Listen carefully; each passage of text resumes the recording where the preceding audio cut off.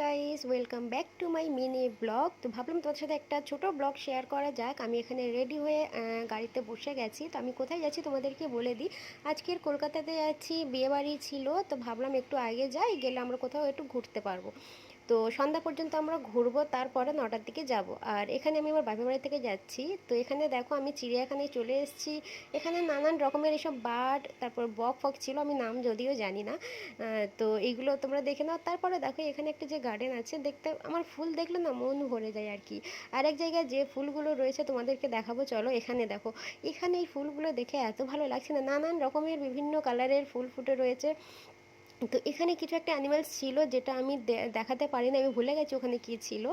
আর আমাকে পিঙ্কি পিঙ্কি ড্রেস পরে কেমন লাগছে আমাকে কমেন্ট করে জানাবে। আর আমার ফুল ভিডিও তোমরা পেয়ে যাবে সেলিমা লাইফস্টাইলে। এখানে আমি একটা ছোট ভিডিও শেয়ার করছি, তো ওখানে গিয়ে তোমরা চেক করে নিতে পারো, দেখতে পারো, আশা করি ভালো লাগবে। এখানে দেখো লায়ন তোমাদেরকে দেখালাম, অনেক দূর ছিল লায়ন। তারপরে দেখো এখানে না দাঁড়াতে দাঁড়াতেই ময়ূর তার পেখম তুলে নাচতে শুরু করে দিয়েছে। তো কতটা মারাত্মক লাগছে তোমরা দেখতে পারি, চোখের সামনে এইভাবে প্রথমবার দেখলাম। চোখের সামনে আর কি, আমি এসে দাঁড়াতেই এখানে পেখম সঙ্গে সঙ্গে তুলে দিয়েছি। দেখো এরকম একটা ছোট বার্ডের মতো লাগে, কিন্তু পেখমটা দেখো কতটা সুন্দর লাগছে দেখতে। তো এইগুলো দেখলে না আমার বেশ ভালো লাগে। তারপরে চলে এলাম এখানে বিভিন্ন ধরনের বার্ড, নিত্য নতুনের, মানে এইসব বার্ডগুলোর আমি নাম জানি না যদিও। আর এটা দেখো, এটাকে কি বলে ভুলে গেছি। তো এখানে দেখো জলহস্তি যেটা বলে আর কি, এটা অনেক দূরে ছিল, আর সে অলরেডি পুকুরে মানে পানির নিচে ডুবে গেছে। তারপর এখানে আমি চলে এসেছি ইনায়েত, দেখো এখানে দুষ্টুমি তো চলছে, আর ও কতটা মজা করছে যে কি বলবো তোমাদের। ও এখানে দেখছে আর দুষ্টুমিও চালিয়ে যাচ্ছে।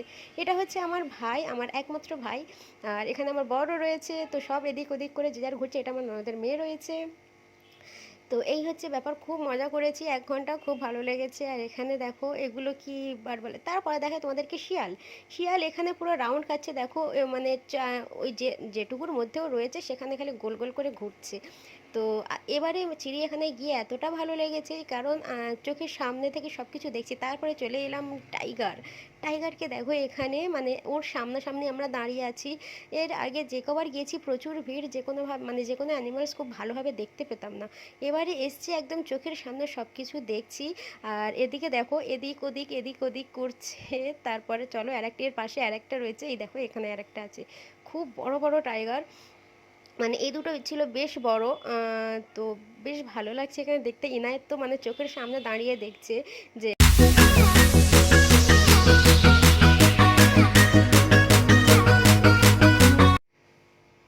তো তারপর এখানে দেখো পাপা আর মেয়ে দুজনেই হাতে হাত রেখে হাঁটছে। আর এখানে ভাবলাম যে একটু ভিডিও করা যাক, বাট ভিডিও ভালোভাবে হয়নি। তারপরে আমার কাছে এলো, বাট ও ভিডিও করছে না, মানে হাত ছেড়ে বারবার ছুটছে। তো এখানে ভিডিও করার একটু চেষ্টা করা হয়েছিল, তারপর করা হয়নি। তারপরে চলে গেলাম জিরাফ। তো এখানে দেখো জিরাফগুলো কেমন লাগছে, অনেকগুলো জিরাফ ছিল এখানে। এখানে কিছুক্ষণ দাঁড়ালাম, এবার আমাদের বের হওয়ার সময় হয়ে এসছে, তো আর কিছু দেখতে পারিনি। তো এখানে এইটুকু দেখতে দেখতেই 5টা বেজে গেছে, তো 5:30টার মধ্যে এখান থেকে বের করে দেয়।